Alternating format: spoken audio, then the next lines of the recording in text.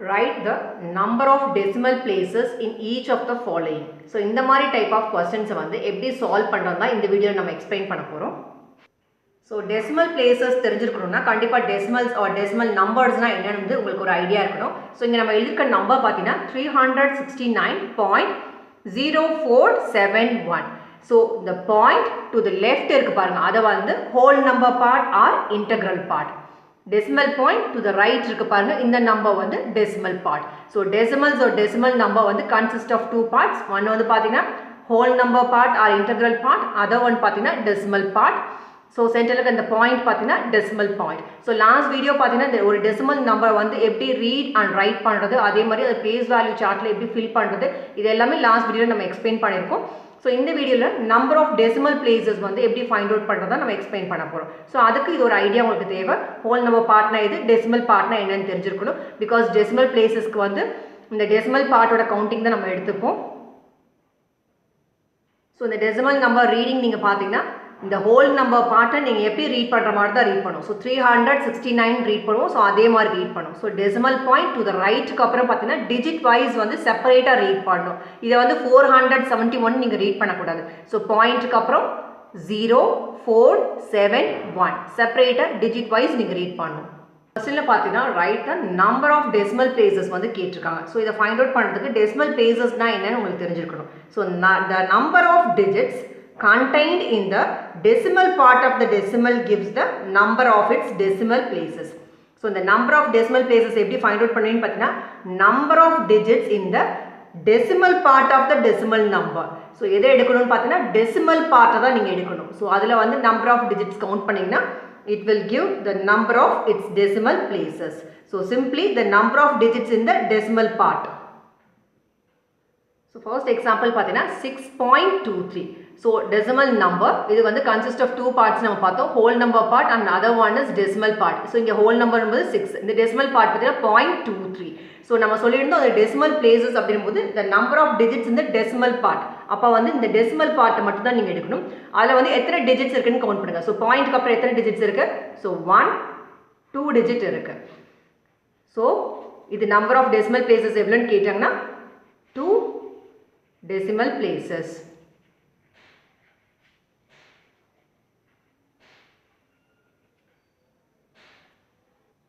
So the result எழுதும்போது words எழுதும்போது the number 6.23 has 2 decimal places ன்னு எழுதுவீங்க.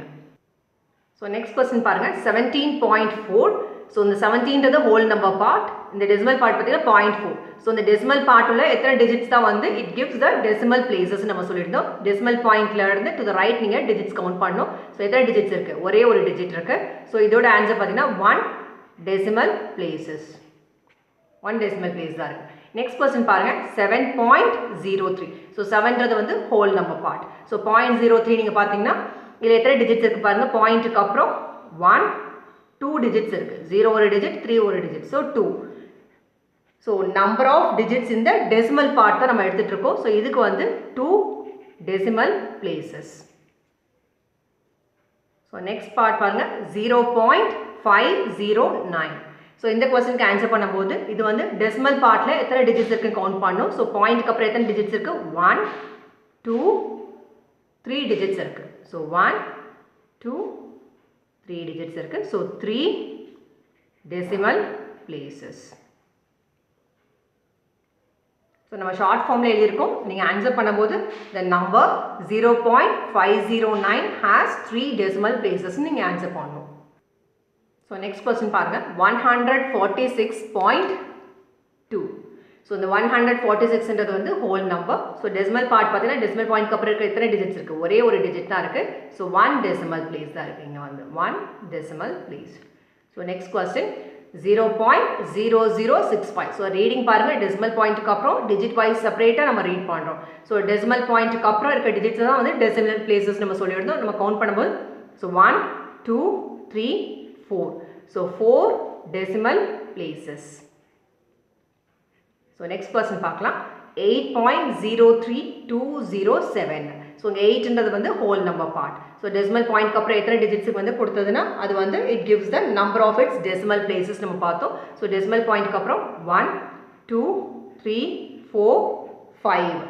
So 5 decimal places.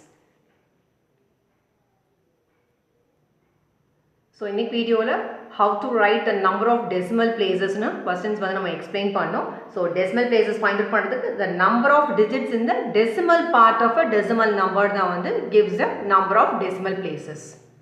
So much for watching this video.